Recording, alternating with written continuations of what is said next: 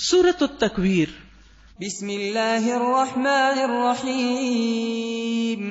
اذا الشمس كورت واذا النجوم انكدرت واذا الجبال سيرت واذا العشار عطلت واذا الوحوش حشرت واذا البحار سجرت وَإِذَا النُّفُوسُ زُوِّجَتْ وَإِذَا الْمَوْءُودَةُ سُئِلَتْ بِأَيِّ ذَنبٍ قُتِلَتْ۔ شروع کرتی ہوں اللہ کے نام سے جو بے انتہا مہربان نہایت رحم فرمانے والا ہے۔ اذا الشمس کورت، جب سورج لپیٹ دیا جائے گا، وَإِذَا النُّجُومُ انکدرت، اور جب تارے بکھر جائیں گے۔ آسمان ایسا آسمان نہ رہے گا جو ہم ہر روز صبح دیکھتے ہیں اور شام دیکھتے ہیں، اور جب پہاڑ چلا دیے جائیں گے، زمین کا نقشہ بھی بدل جائے گا، اور جب 10 مہینے کی حاملہ اونٹنیاں اپنے حال پہ چھوڑ دی جائیں گی، کوئی ان کا پرسان حال نہیں ہوگا، اور جب جنگلی جانور سمیٹ کر اکٹھے کر دیے جائیں گے، اور جب سمندر بھڑکا دیے جائیں گے، ان میں آگ بھڑک اٹھے گی، اور جب جانیں جسموں سے جوڑ دی جائیں گی، جسم زمین سے اٹھیں گے اور روح ان میں آ جائے گی، اور جب زندہ گاڑی ہوئی لڑکی سے پوچھا جائے گا کہ وہ کس قصور میں ماری گئی، کیونکہ عربوں کے ہاں ایسی جہالت تھی کہ اپنی ہی بیٹیوں کو مار ڈالتے تھے، اور مارتے بھی کیسے؟ زندہ قبر میں ڈال کے۔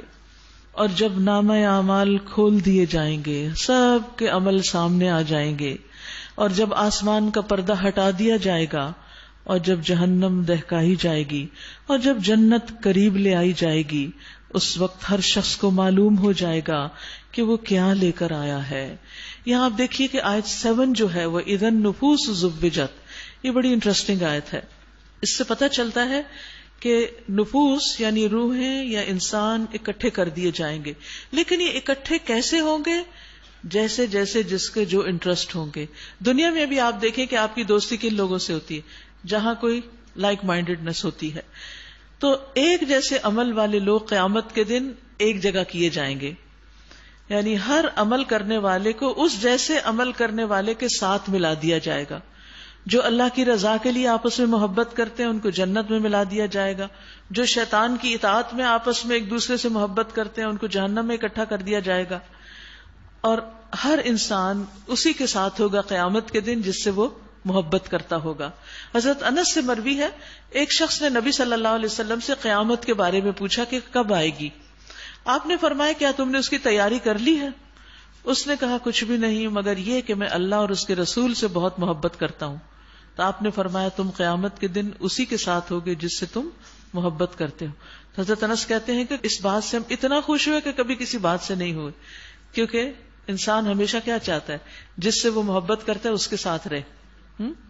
وہ کہتے ہیں کہ میں نبی صلی اللہ علیہ وسلم سے محبت کرتا ہوں، میں ابو بکر سے محبت کرتا ہوں، میں عمر سے محبت رکھتا ہوں، مجھے امید ہے کہ اس محبت کی وجہ سے میں ان کے ساتھ ہوں گا، اگرچہ میرے عمل ان کے برابر نہیں۔ تو نیک لوگوں کی محبت یہ بھی بڑے فائدے کا سودا ہے، قیامت کے دن اللہ تعالیٰ انہی کے ساتھ جمع کر دیں گے۔ بس نہیں میں قسم کھاتا ہوں پلٹنے اور چھپ جانے والے تاروں کی، پھر کائنات کی نشانیاں دکھائی جا رہی ہیں، اور رات کی جبکہ وہ رخصت ہوئی، اور صبح کی جبکہ اس نے سانس لیا، یعنی صبح طلوع ہو گئی۔ یہ فی الواقع ایک بزرگ پیغامبر کا قول ہے، یعنی جبریل امین اس کو لے کر آئے ہیں جو بڑی قوت والا ہے، عرش والے کے ہاں بلند مرتبہ ہے، وہاں اس کا حکم مانا جاتا ہے، وہ بااعتماد ہے، ایک اچھے لیڈر کی خوبیاں۔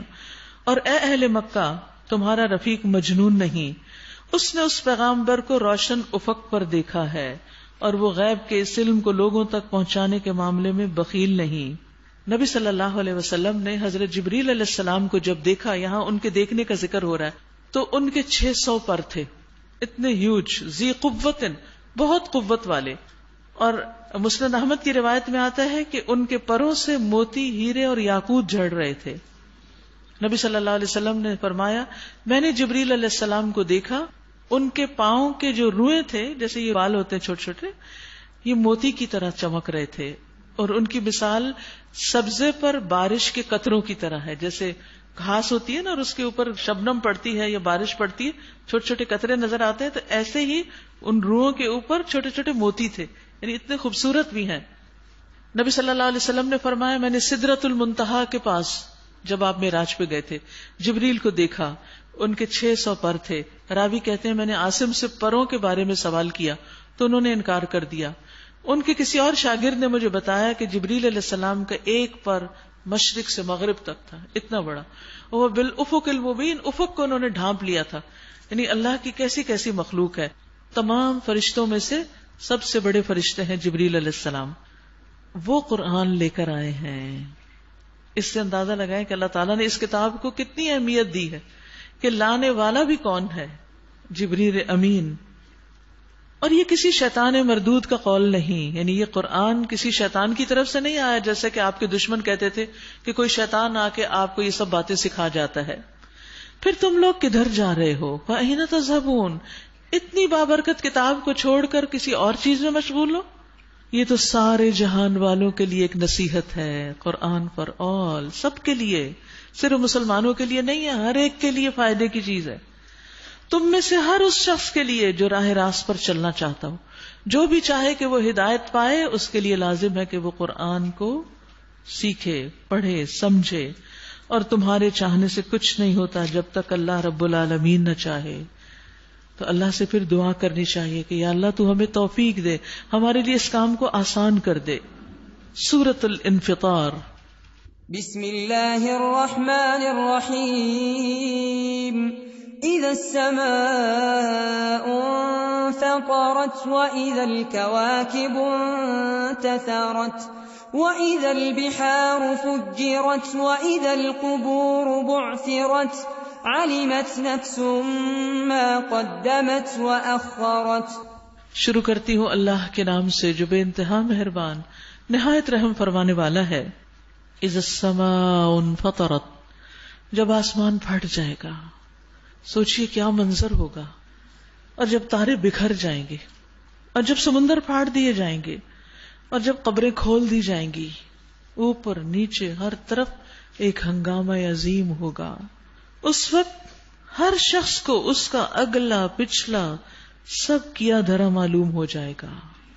کون سے کام اس نے پہلے کیے، کون سے بعد میں کیے، کس چیز کو امپورٹنس دی، کس چیز کو اگنور کر دیا، سب وہاں پر موجود ہوگا. اے انسان، کس چیز نے تجھے اپنے اس رب کریم کی طرف سے دھوکے میں ڈال دیا ہے جس نے تجھے پیدا کیا، تجھے نیک سکھ سے درست کیا، تجھے متناسب بنایا، اور جس صورت میں چاہا تجھے جوڑ کے تیار کیا. ہرگز نہیں، بلکہ اصل بات یہ ہے کہ تم لوگ جزا و سزا کو جھٹلاتے ہو. حالانکہ تم پر نگران مقرر ہیں، ایسے معزز کاتب جو تمہارے ہر فعل کو جانتے، ہر کام کو جانتے. یاد رکھیے ہم سب کے ساتھ فرشتے لگے ہوئے ہیں، اور خاص طور پر کرامن کاتبین. یہاں لفظ آپ پڑھ رہے ہیں آیت نمبر 11 میں، کرامن کاتبین تمہاری حفاظت پر مامور ہیں، وہ جانتے ہیں جو کچھ تم کرتے ہو. یعنی اللہ نے تم پر معزز فرشتے مقرر کیے ہیں جو تمہارے ہر قول اور فعل کو لکھ رہے ہیں. کاتب کا کیا مطلب؟ لکھنے والا، رائٹر. تو وہ کیا لکھتے ہیں؟ جو بھی تم کرتے ہو. تو پھر کیا کرنا چاہیے؟ ان فرشتوں سے بھی حیا کرنی چاہیے. جب کوئی نہیں دیکھ رہا ہوتا نا بندوں میں سے، تو یہ دیکھ رہے ہوتے ہیں. چھپ کے بھی کچھ کرنے لگے تو وہ لکھ رہے ہوتے ہیں. آپ چپ کیسے کہیں اپنے فون پہ لگے ہوئے چیٹ کرنے، غلط قسم کی کوئی بات کرنے، تو نہ امی دیکھ رہی نہ ابا دیکھ رہے، کوئی نہیں دیکھ رہے. یہ دیکھ رہے ہیں دائیں بائیں سے یہ کیا لکھ رہا ہے، پڑھ رہے ہیں ساتھ ساتھ، اور اپنی کاپی پہ نقل کرتے جا رہے ہیں. اور قیامت کے دن سامنے آ جائے گا، کہاں چھپ سکتا ہے انسان. لہذا انسان کو ان کی عزت کرنی چاہیے، ان کا احترام کرنا چاہیے، ان سے حیا کرنی چاہیے. رسول اللہ صلی اللہ علیہ وسلم نے فرمایا تمہارے پاس کچھ فرشتے رات کو اور کچھ دن کو یک بعد دیگرے حاضر ہوتے ہیں. یہ فرشتے نماز فجر اور عصر کے وقت اکٹھے ہوتے ہیں، یعنی دن اور رات کے فرشتے وہاں ملتے ہیں باہم. جو تمہارے درمیان رہ چکے ہوتے ہیں وہ آسمانوں پہ چڑھ جاتے ہیں اور دوسرے ساتھ لگ جاتے ہیں. اللہ تعالیٰ باوجود اس کے کہ سب چیز خود جانتا ہے، ان فرشتوں سے پوچھتا ہے تم نے میرے بندوں کو کس حال میں چھوڑا، کیسے تھے. وہ کہتے ہیں جس وقت ہم ان سے جدا ہوئے تب بھی وہ نماز پڑھ رہے تھے، جب ان کے پاس گئے تھے تب بھی وہ پڑھ رہے تھے. اس لیے فجر اور عصر کی نماز کی بہت اہمیت ہے. اور پھر آپ دیکھیے کہ یہ فرشتے اللہ تعالیٰ سے بھی رہنمائی لیتے ہیں کہ بندوں کے اعمال کو کیسے لکھیں، کس عمل کو کہاں لکھیں. رسول اللہ صلی اللہ علیہ وسلم نے فرمایا ایک آدمی نے الحمدللہ کثیرا کہا، اس کلمے کو لکھنا فرشتے پہ بھاری ہو گیا کہ اتنی بڑی بات کہی ہے اس نے. تو اس نے اللہ سبحانہ تعالیٰ سے پوچھا تو اللہ تعالیٰ نے فرمایا جس طرح میرے بندے نے کثیرہ کہا ہے اسی طرح لکھو. کیونکہ بعض اوقات ہم کہتے الحمدللہ کثیرہ، اور کبھی ہم کہتے ہیں الحمدللہ کثیرہ دل سے. تو جیسے کہیں گے نا ویسا ہی لکھا جائے گا. اب دیکھیے بعض اوقات دنیا کے کاموں میں ہم اتنے ایکسائٹیڈ، دین کی کوئی بات ہو ہم تھکے ہارے مارے، نماز میں یون کر رہے ہیں، درس سننے جائیں تو وہاں سو رہے ہیں، یہی لکھا جا رہا ہے. یہ دیکھنا چاہیں گے پھر اگر اس کو ہماری فوٹو کھینچ کے دے دے نا ہمیں تو کہتے ہیں مت دکھاؤ اسے، ابھی ڈیلیٹ کرو. چھین لیتے ہیں اس سے ہم کیمرہ، لیکن فرشتوں سے کون چھینے گا؟ تو اس لیے اللہ سبحانہ تعالیٰ کا جس طرح میرے بندے نے کثیرہ کہا ہے اسی طرح لکھ لو. یعنی اس سے یہ پتہ چلتا ہے کہ عمل صرف یہ نہیں کہ صرف ایک سوکھی پیکی رائٹنگ ہو رہی ہے، نہیں، جس طرح کوئی کام کرتا ہے، جس جذبے اور جس قوت سے، وہ وزن بھی ساتھ ہی ہوتا ہے. اسی طرح اللہ تعالیٰ فرماتے ہیں جب میں اپنے مومن بندوں میں سے کسی کو آزما لیتا ہوں اور پھر بھی وہ میری تعریف کرتا ہے، یعنی اس کا کوئی نقصان ہو جاتا ہے، کوئی بچہ فوت ہو جاتا ہے، کوئی عزیز جدا ہو جاتا ہے، کوئی مال کا نقصان ہو جاتا ہے، پھر بھی وہ اللہ کا شکر ادا کرتا ہے، اللہ سے ناراض نہیں ہوتا اور اس پر صبر کرتا ہے جس میں میں نے اس کو مبتلا کیا ہوتا ہے، تو وہ شفا یاب ہو کر اپنے بستر سے اس دن کی طرح گناہوں سے پاک ہو کر اٹھتا ہے جس دن اس کی ماں نے اسے جنم دیا تھا، معصوم بچے کی طرح. اور اللہ تعالیٰ لکھنے والے فرشتوں سے فرماتے ہیں میں نے اپنے اس بندے کو پابند کر لیا ہے اور اس کو آزما رہا ہوں. تم تندرستی کی حالت میں جو اس کے عمل لکھتے تھے وہ اب بھی لکھتے رہو. یعنی اگر انسان کسی وجہ سے کہیں ٹریپ ہو جاتا ہے، کوئی کام نہیں کر پاتا جو عام دنوں کی روٹین تھی اس کی، تو فرشتے وہ بھی لکھ لیتے ہیں اس کا کہ اس وقت دن کے 10 بجے یہ کیا کرتے تھے، لکھ لو ان کا عمل. اب یہ نہیں وہ کام کر پا رہے، لیکن ان کے اس شوق اور نیت کی وجہ سے ان کے عمل لکھے جاتے ہیں. یقیناً نیک لوگ مزے میں ہوں گے اور بے شک بدکار لوگ جہنم میں جائیں گے. جزا کے دن وہ اس میں داخل ہوں گے اور اس سے ہرگز غائب نہ ہو سکیں گے. اور تم کیا جانتے ہو کہ وہ جزا کا دن ہے کیا؟ ہاں تمہیں کیا خبر کہ وہ جزا کا دن کیا ہے؟ یہ وہ دن ہے جب کسی شخص کے لیے کچھ کرنا کسی کے بس میں نہ ہوگا، کوئی کسی کے کام نہ آئے گا. فیصلہ اس دن بالکل اللہ کے اختیار میں ہوگا، وہی مالک یوم الدین ہے. سورۃ المطففین. بسم اللہ الرحمن الرحیم. ویل للمطففین الذین اذا اکتالوا علی الناس یستوفون وَإِذَا كَالُوهُمْ أَوْ وَزَنُوهُمْ يُخْسِرُونَ أَلَا يَظُنُّ أُولَئِكَ أَنَّهُمْ مَبْعُوثُونَ لِيَوْمٍ عَظِيمٍ يَوْمَ يَقُومُ النَّاسُ لِرَبِّ الْعَالَمِينَ. شروع کرتی ہوں اللہ کے نام سے جو بے انتہا مہربان نہایت رحم فرمانے والا ہے. ویل للمطففین، تباہی ہے ڈنڈی مارنے والوں کے لیے، یعنی جو ناپ تول میں کمی کرتے ہیں، جن کا حال یہ ہے کہ جب لوگوں سے لیتے ہیں تو پورا پورا لیتے ہیں، کام پورا لیتے ہیں، ناپ پورا لیتے ہیں، اور جب ان کو ناپ کر یا تول کے دیتے ہیں تو انہیں کم کر کے دیتے ہیں. لینے کا پیمانہ اور ہے، دینے کا اور ہے. کیا یہ لوگ یہ نہیں سمجھتے کہ ایک بڑے دن یہ اٹھا کر لائے جانے والے ہیں، قیامت کے دن، اس دن جب کہ سب لوگ رب العالمین کے سامنے کھڑے ہوں گے، کوئی بھی وہاں سے بھاگ نہ سکے گا. ہرگز نہیں، یقیناً بدکاروں کا نامہ اعمال قید خانے کے دفتر میں ہے. ایک مقام ہے سجین کا اور ایک ہے علیین کا. نیک لوگوں کی روحیں ان کے نامہ اعمال علیین میں ہوتے ہیں اور بروں کی روحیں اور اعمال نامے سجین میں. اور تمہیں کیا معلوم کہ وہ قید خانے کا دفتر کیا ہے؟ ایک کتاب ہے لکھی ہوئی. تباہی ہے اس روز جھٹلانے والوں کے لیے جو روز جزا کو جھٹلاتے ہیں اور اسے نہیں جھٹلاتا مگر ہر وہ شخص جو حد سے گزر جانے والا بد عمل ہے. اسے جب ہماری آیات سنائی جاتی ہیں تو کہتا ہے یہ تو اگلے وقتوں کی کہانیاں ہیں. ہرگز نہیں، بلکہ دراصل ان لوگوں کے دلوں پر ان کے برے اعمال کا زنگ چڑھ گیا ہے. ہرگز نہیں، بالیقین اس روز یہ اپنے رب کی دید سے محروم رکھے جائیں گے، پھر یہ جہنم میں جا پڑیں گے. پھر ان سے کہا جائے گا کہ یہ وہی چیز ہے جسے تم جھٹلایا کرتے تھے. ہرگز نہیں، بے شک نیک آدمیوں کا نامہ اعمال بلند پایا لوگوں کے دفتر میں ہے. اور تمہیں کیا خبر کہ کیا ہے وہ بلند پایا لوگوں کا دفتر؟ ایک لکھی ہوئی کتاب جس کی نگہداشت مقرب فرشتے کرتے ہیں. واچ کرتے رہتے ہیں، اعمال نامہ اوپر جا رہا نیچے جا رہا ہے، عمل زیادہ ہو رہے ہیں کم ہو رہے ہیں. بے شک نیک لوگ بڑے مزے میں ہوں گے، اونچی مسندوں پر بیٹھے نظارے کر رہے ہوں گے. ان کے چہروں پر تم خوشحالی کی رونق محسوس کرو گے. ان کو نفیس ترین سربند شراب پلائی جائے گی جس پر مشک یعنی مسک کی مہر لگی ہوگی. جو لوگ دوسروں پر بازی لے جانا چاہتے ہیں، یعنی دوسروں سے آگے نکلنا چاہتے ہیں، دوسروں سے کمپٹیشن کرنا چاہتے ہیں، وہ اس چیز کو حاصل کرنے میں بازی لے جائیں، اس چیز میں آگے نکلیں، یعنی اچھے کام کر کے اس دن بلند مقام پر پہنچیں.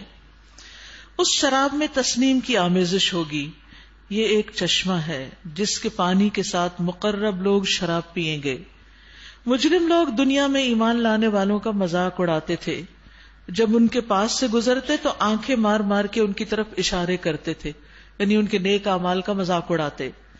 اپنے گھروں کی طرف پلٹتے تو مزے لیتے ہوئے پلٹتے تھے، اور جب انہیں دیکھتے تو کہتے یہ بہکے ہوئے لوگ ہیں، حالانکہ وہ ان پر نگران بنا کر نہیں بھیجے گئے. آج ایمان لانے والے کفار پہ ہنس رہے ہیں، مسندوں پر بیٹھے ہوئے ان کا حال دیکھ رہے ہیں. مل گیا نا کفار کو ان کی حرکتوں کا بدلہ جو وہ کیا کرتے تھے. یاد رکھیے کہ یہاں جو بنیادی طور پر چیز بتائی گئی ہے وہ یہ ہے کہ انسان برے اعمال کیوں کرتا ہے، اور ایک خاص برائی کی طرف اشارہ ہے، اور وہ ہے ناپ تول میں کمی یا پھر حقوق کی ادائیگی میں کمی بیشی. کہ انسان اپنا حق تو خوب مانگے، جیسے شوہر ہے مثلا، لیکن بیوی کو حق دینے کو کوئی تیار نہ ہو، اس کی ذمہ داری لینے کو تیار نہ ہو. اسی طرح ماں باپ بچوں سے تو خوب حق مانگے لیکن خود ان کی کوئی ذمہ داری ادا نہ کریں. اسی طرح ناپ اور تول کے معاملے میں بھی. تو یہ کیوں ہوتا ہے؟ یہ اس وجہ سے کہ انسان کے دل پر گناہوں کی میل لگ جاتی ہے، گناہ دل پہ چھا جاتے ہیں. حقیقت یہ ہے کہ انسان جب گناہ کرتا ہے تو دل پہ ایک سیاہ نقطہ لگتا ہے، اور جب وہ کرتا چلا جاتا ہے تو وہ پھیلتا جاتا ہے. بکر بن عبداللہ کہتے ہیں بندہ جب گناہ کرتا ہے تو اس کے دل میں سوئی کے چبونے کے برابر سوراخ ہوتا ہے، چھوٹی سی پرک ہوتی. جب وہ دوسری دفعہ گناہ کرتا ہے تو سوراخ بڑا ہو جاتا ہے، جب اور کرتا ہے تو موٹی چھلنی کی طرح ہو جاتا ہے، حتیٰ کہ پھر کوئی بھی نیکی اس کے اندر رہتی نہیں، سب نکل جاتی ہیں. پھر وہ نیکی پر استقامت اختیار نہیں کر سکتا. جو بھی کوئی چھوٹی موٹی نیکی کرتا ہے وہ سب بہتی چلی جاتی ہے. تو اس کا حل کیا ہے؟ توبہ استغفار، کیونکہ توبہ کرنے سے دل چمک اٹھتا ہے، اور رمضان اور شب قدر بہترین موقع ہے اللہ کی طرف رجوع کرنے کا. سورۃ الانشقاق. بسم اللہ الرحمن الرحیم. اذا السماء انشقت وأذنت لربها وحقت وَإِذَا الْأَرْضُ مُدَّتْ وَأَلْقَتْ مَا فِيهَا وَتَخَلَّتْ وَأَذِنَتْ لِرَبِّهَا وَحُقَّتْ. شروع کرتی ہوں اللہ کے نام سے جو بے انتہا مہربان نہایت رحم فرمانے والا ہے. جب آسمان پھٹ جائے گا اور اپنے رب کے فرمان کی تعمیل کرے گا، اللہ کا حکم مانے گا. دیکھیے بار بار آسمان کے پھٹنے کا ذکر آ رہا ہے، اور یہ کوئی معمولی حادثہ نہیں ہوگا، اور اس کے لیے حق یہی ہے کہ اپنے رب کا حکم مانے.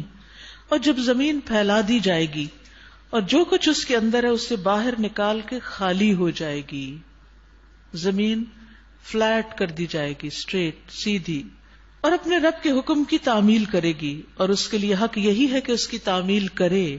اے انسان، تو اپنے رب کی طرف چلا جا رہا ہے خوب محنت کر کے، یعنی کشاں کشاں محنت کرتے ہوئے، تکلیف اٹھاتے ہوئے، بالآخر تم جا واپس اپنے رب ہی کی طرف رہے ہو. فَمُلَاقِيهِ، اور اس سے ملنے والا ہے. دنیا میں انسان دنیا کے لیے جیے تو بھی مشقت کرنی پڑتی ہے، آخرت کے لیے جیے تب بھی محنت کرنی پڑتی ہے. تو ہر انسان کی محنت الگ ہے، لیکن بالآخر وہ ایک دن اپنے رب کے سامنے جا کھڑا ہوگا. پھر جس کا نامہ اعمال اس کے سیدھے ہاتھ میں دیا گیا، اس سے ہلکا حساب لیا جائے گا، اور وہ اپنے گھر والوں کی طرف خوش خوش پلٹے گا.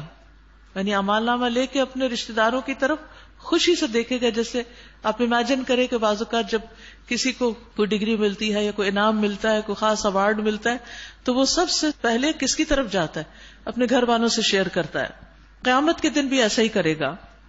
وہ شخص جس کا نامہ اعمال اس کے پیٹھ پیچھے سے دیا جائے گا, وہ موت کو پکارے گا اور بھڑکتی ہوئی آگ میں جا پڑے گا. وہ اپنے گھر والوں میں مگن تھا, یعنی دنیا میں بس صرف اس کی دلچسپی اس کا گھر ہی تھی, دوسروں کی اس کو کوئی خیر خبر نہیں تھی. اس نے سمجھا تھا کہ اسے کبھی نہیں پلٹنا. پلٹنا کیسے نہ تھا, اس کا رب اس کے کرتوت دیکھ رہا تھا. اب آپ دیکھیے, دائیں ہاتھ والے اور بائیں ہاتھ والے دونوں کے گھر کا ذکر کیا گیا ہے. دائیں ہاتھ والے وَيَنْقَلِبُ إِلَىٰ أَهْلِهِ مَسْرُورًا, اور یہ کون ہے جو دنیا میں اللہ سے ڈرتے ہوئے زندگی بسر کر رہا تھا, اور دوسری طرف وہ جو دنیا میں بہت خوش تھا, کان فی اہلہ مسرورا, وہ آج پریشانی میں مبتلا ہے. تو پہلا شخص گھر والوں میں رہتے ہوئے اپنی آخرت کے بارے میں فکر کرتا تھا, صبح شام اپنے نفس کا محاسبہ کرتا تھا کہ کیا کر رہا ہے, اور گھر والوں کی بدمزگیاں بھی سہتا تھا. کیونکہ ہوتا یہ ہے کہ جب گھر والے کسی اور طرف جا رہے ہیں اور آپ کسی اور طرف جا رہے ہو تو لا محالہ کچھ نہ کچھ کلیشز ہوتے ہیں. تو اس میں انسان پھر صبر کر جاتا ہے کہ میں تو دین پڑھ رہا ہوں, میں تو نیک بننے کی کوشش کر رہا ہوں, میرا اخلاق بھی اچھا ہونا چاہیے. تو اس پر بھی صبر کر رہا تھا. یا پھر یہ کہ دنیا میں حالات تنگ تھے, کسی بھی وجہ سے مشکل سے گزارا کر رہا تھا کہیں, وہ بھی صبر سے اس نے وقت گزارا. مخالفتوں کا شر بھی تھا, گھر کے اندر اور باہر بھی لوگ اس کے پیچھے پڑے ہوئے تھے کہ تم نے کیا راستہ اختیار کر لیا. تو ان سب چیزوں میں وہ فوکس تھا اپنی آخرت پر, اس لیے آخرت میں اس کو اس صبر کا بدلہ مل گیا. دوسرا, جو دنیا میں عیش و عشرت کر رہا تھا لیکن آخرت کو بھولے ہوئے. یاد رکھے, دنیا میں نعمتوں کا استعمال منع نہیں ہے جب تک انسان آخرت کو یاد رکھے. آخرت کو بھول کے صرف دنیا کا ہونا منع ہے. تو ایسی صورت میں وہ شخص تھوڑا سا عرصہ دنیا کا اس نے خوشی میں گزارا اور اس کے بدلے میں ایک لمبی مصیبت جھیلی. پس نہیں میں قسم کھاتا ہوں شفق کی اور رات کی, اور وہ جو کچھ سمیٹ لیتی ہے, اور چاند کی جب وہ ماہ کامل ہو جاتا ہے. تم کو ضرور درجہ بدرجہ ایک حالت سے دوسری حالت کی طرف جانا ہے. چاند کی مثال دیکھے, جیسے چاند پہلے دن کتنا ہوتا ہے باریک سا, پھر بڑا ہوتا ہے, پھر فل مون ہو جاتا ہے, پھر ہلکا ہلکا ہوتے ہوتے ہوتے چھوٹا سا رہ جاتا ہے. انسان بھی ایسے ہی ہے, بچہ سا پیدا ہوتا ہے, پھر عین جوانی کو پہنچتا ہے, اور جوانی کا وقت ذرا تھوڑا ہی ہوتا ہے, پھر اس کے بعد پھر ڈھلنے لگتا ہے اور آخر کار غروب ہو جاتا ہے. تو چاند کی مثال سے بھی آخرت کی یاد دلائی گئی, واپسی کا سفر یاد کرایا گیا. پھر ان لوگوں کو کیا ہو گیا ہے کہ یہ ایمان نہیں لاتے, اور جب قرآن ان کے سامنے پڑھا جاتا ہے تو سجدہ نہیں کرتے, یعنی جھکتے نہیں, بلکہ یہ منکرین تو الٹا جھٹلاتے ہیں. حالانکہ جو کچھ ہی اپنے نامہ اعمال میں جمع کر رہے ہیں اللہ اسے خوب جانتا ہے. یعنی ہمارا نامہ اعمال جو ہے اللہ کی نظر میں ہے, لہٰذا ان کو دردناک عذاب کی بشارت دے دو. البتہ جو لوگ ایمان لے آئے ہیں اور جنہوں نے نیک عمل کیے ہیں ان کے لیے کبھی نہ ختم ہونے والا اجر ہے. یعنی دنیا کا انعام ہے, دنیا میں نعمتیں ہیں جو جلد ختم ہونے والی, اور وہاں کا انعام کبھی ختم نہیں ہوگا. سورۃ البروج. بسم اللہ الرحمن الرحیم. والسماء ذات البروج واليوم الموعود وشاهد ومشهود.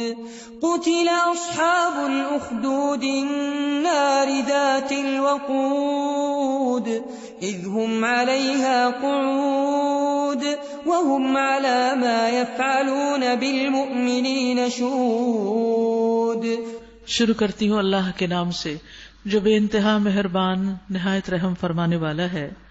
قسم ہے مضبوط قلعوں والے آسمان کی اور اس دن کی جس کا وعدہ کیا گیا, اور دیکھنے والے کی اور دیکھی جانے والی چیز کی, کہ مارے گئے گڑھے والے, اس گڑھے والے جس میں خوب بھڑکتے ہوئے ایندھن کی آگ تھی, جبکہ وہ اس گڑھے کے کنارے پر بیٹھے ہوئے تھے, اور جو کچھ وہ ایمان لانے والوں کے ساتھ کر رہے تھے اسے دیکھ رہے تھے.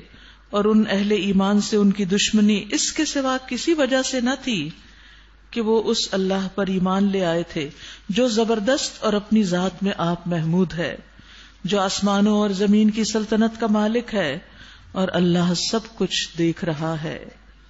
جن لوگوں نے مومن مردوں اور عورتوں پر ظلم و ستم توڑا اور پھر اس سے توبہ نہ کی، یقیناً ان کے لیے جہنم کا عذاب ہے. نبی صلی اللہ علیہ وسلم نے جب مکہ میں اسلام کی دعوت دی تو آپ پر ایمان لانے والوں کی زندگی تنگ ہو گئی. لوگ ان کو زبانی باتیں تو کرتے ہی تھے، جسمانی تکلیفیں بھی دینے لگے. تو یہاں ایک گزشتہ قوم کا واقعہ سنایا گیا جس میں کچھ لوگوں نے ایمان لانے والوں کو آگ کے گڑھے کھود کے اس میں پھینک دیا تھا. تو ان کا انجام بتایا گیا اور اہل مکہ کو خبردار کیا جا رہا ہے کہ دیکھو ان کے ساتھ کیا ہوا.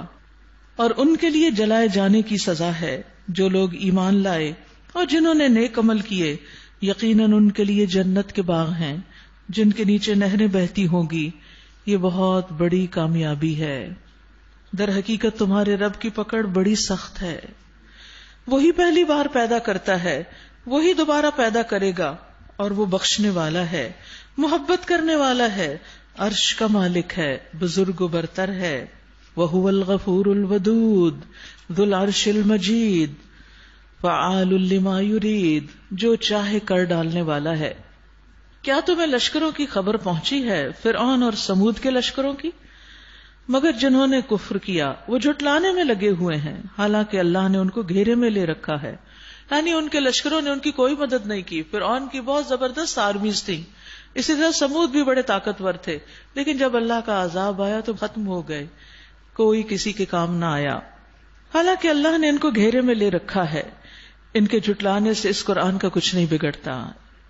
بل ہوا قرآن مجید فی لوح محفوظ، بلکہ یہ قرآن بلند پایا ہے اس لوح میں نقش جو محفوظ ہے، یعنی لوح محفوظ میں ہے. سورۃ الطارق.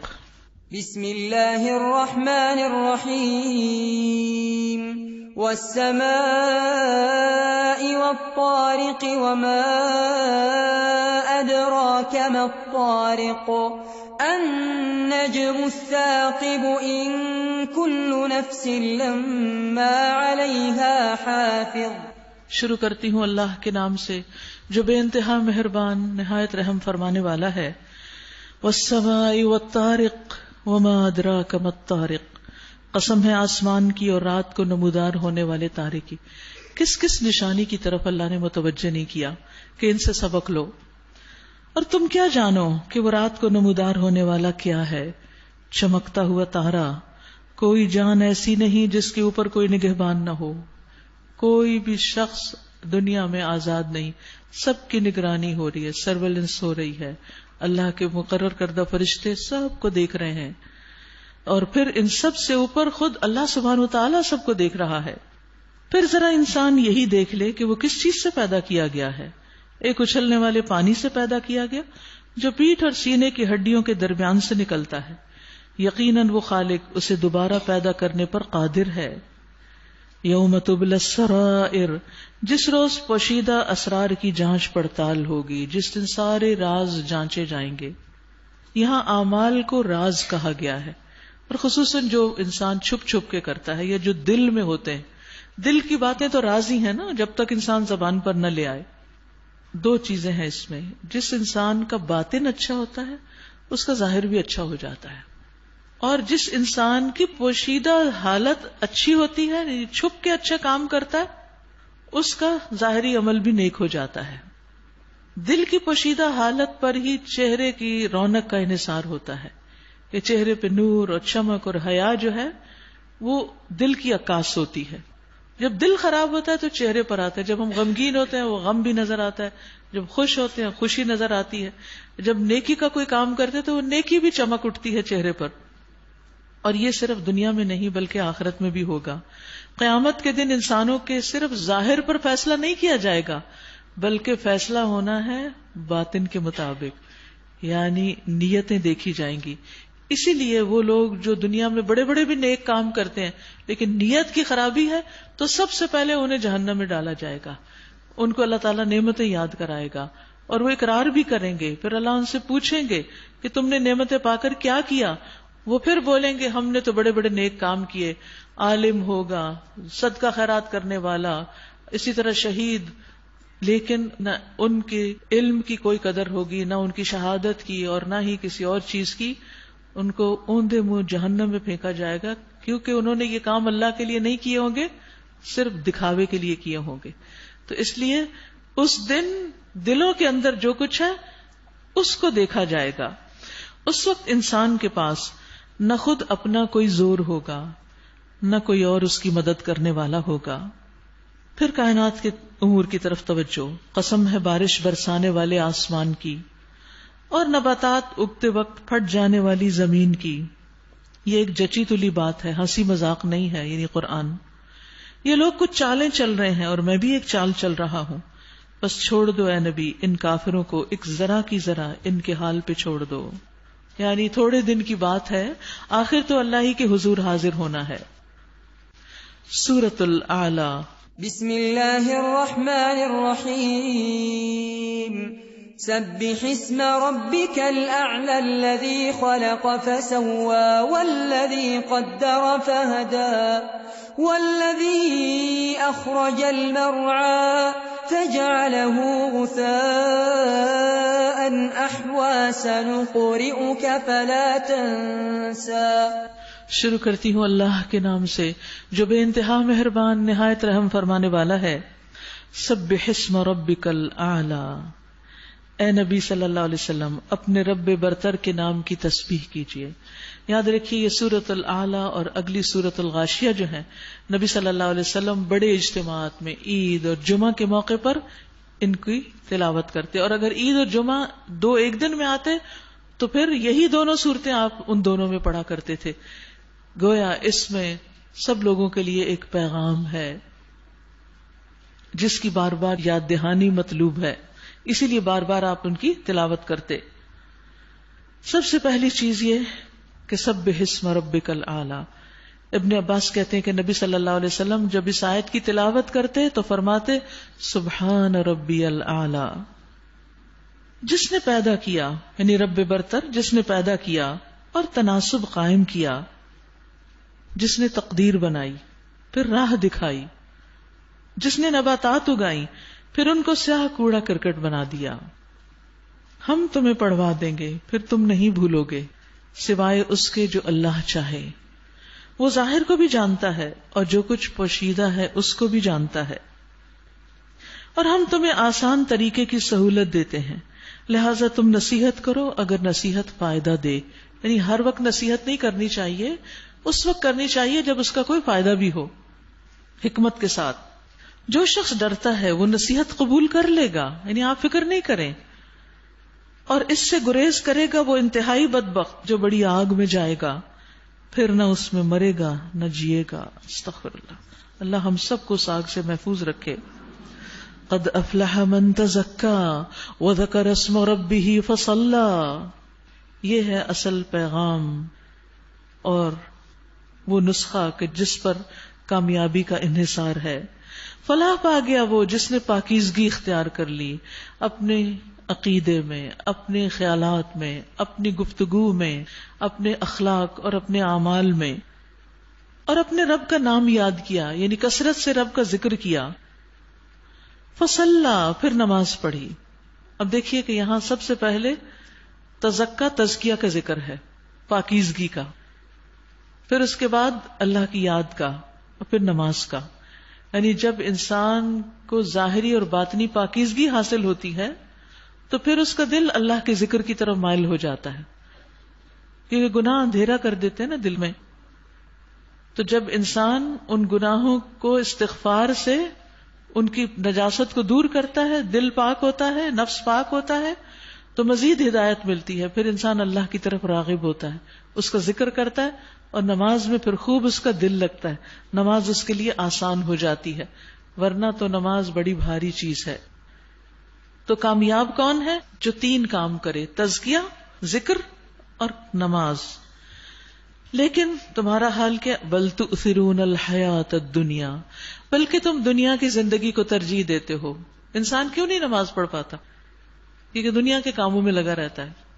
مرد ہیں تو اپنے بزنس میں، اپنی جاب میں، اور عورتیں ہیں تو اپنے کاموں میں، اپنے شغل میں، بچوں میں اور مصروفیات میں. والآخرۃ خیر وابقی، حالانکہ آخرت بہتر ہے اور باقی رہنے والی ہے. یہی بات پہلے آئے ہوئے صحیفوں میں بھی کہی گئی تھی. یعنی یہ تعلیم صرف نبی صلی اللہ علیہ وسلم کی امت کو نہیں دی جا رہی بلکہ پچھلے انبیاء نے بھی اپنی امتوں کو یہی بات سکھائی. ابراہیم اور موسیٰ علیہ السلام کے صحیفوں میں یعنی ان کو بھی وحی کے ذریعے یہی بتایا گیا کہ کامیابی کس چیز میں ہے. کامیابی کے لیے 3 کون سے کام کرنا لازم ہے؟ جی، تزکیہ، ذکر اور صلاۃ. سورۃ الغاشیہ. بسم اللہ الرحمن الرحیم. هل أتاك حديث الغاشية وجوه يومئذ خاشعة عاملة ناصبة تصلى نارا حامية تسقى من عين آنية ليس لهم طعام إلا من ضريع لا يسمن ولا يغني من جوع. شروع کرتی ہوں اللہ کے نام سے جو بے انتہا مہربان نہایت رحم فرمانے والا ہے. هل اتاک حدیث الغاشیہ، کیا تمہیں اس چھا جانے والی آفت کی خبر پہنچی ہے؟ یعنی قیامت کی خبر. تمہیں معلوم ہے کہ وہ دن بھی آنے والا ہے. کچھ چہرے اس روز خوف زدہ ہوں گے، سخت مشقت کر رہے ہوں گے، تھکے جاتے ہوں گے، شدید آگ میں جھلس رہے ہوں گے. کھولتے ہوئے چشمے کا پانی انہیں پینے کو دیا جائے گا. خاردار سوکھی گھاس کے سوا کوئی کھانا ان کے لیے نہ ہوگا جو نہ موٹا کرے نہ بھوک مٹائے. کچھ چہرے اس روز بارونق ہوں گے، اپنی کارگزاری پہ خوش ہوں گے، عالی مقام جنت میں ہوں گے. کوئی بےہودہ بات وہاں نہ سنیں گے. اس میں چشمے رواں ہوں گے، اس کے اندر اونچی مسندیں ہوں گی، ساغر رکھے ہوئے ہوں گے، گاؤ تکیوں کی قطاریں لگی ہوں گی اور نفیس فرش بچھے ہوئے ہوں گے. یہ لوگ نہیں مانتے تو کیا یہ اونٹوں کو نہیں دیکھتے؟ پھر کائنات کی نشانیوں کی طرف متوجہ کیا گیا کہ ان سے سبق لو. کیا یہ اونٹوں کو نہیں دیکھے کیسے بنائے گئے؟ کہتے نا اونٹ نے اونٹ تیری کون سی کل سیدھی. یعنی کس طرح کا جانور اللہ نے بنایا، کیا شان ہے اس کی. آسمان کو نہیں دیکھتے کیسے اوپر اٹھایا گیا اتنا اونچا. دنیا میں آپ دیکھیے ایک عمارت ایوریج چھت جو ہوتی ہے اس کے لیے تعمیر اور طرح ہوتی ہے، اور جب بڑے بڑے ڈومز بنائے جاتے ہیں اور اونچی چھتیں ہوتی ہیں مشکل بنائی جاتی ہے. اور یہ چھت آسمان تو بہت ہی اونچا ہے، یہ کس نے بنایا؟ پہاڑوں کو نہیں دیکھتے کہ کیسے جما دیے گئے، اور زمین کو نہیں دیکھتے کیسے بچھا دی گئی، انسان آرام سے اس میں چلتا پھرتا ہے. اچھا تو اے نبی نصیحت کیے جائیے. آپ بس نصیحت ہی کرنے والے ہیں، کچھ ان پر جبر کرنے والے نہیں. یعنی میسج کنوے کرنے والے کا کام کیا ہے کہ بس پیغام دے دے، پیچھے نہ پڑے لوگوں کے. البتہ جو شخص منہ موڑے گا اور انکار کرے گا تو اللہ اس کو بھاری سزا دے گا. ان لوگوں کو پلٹنا ہماری طرف ہی ہے، پھر ان کا حساب لینا ہمارے ہی ذمہ ہے.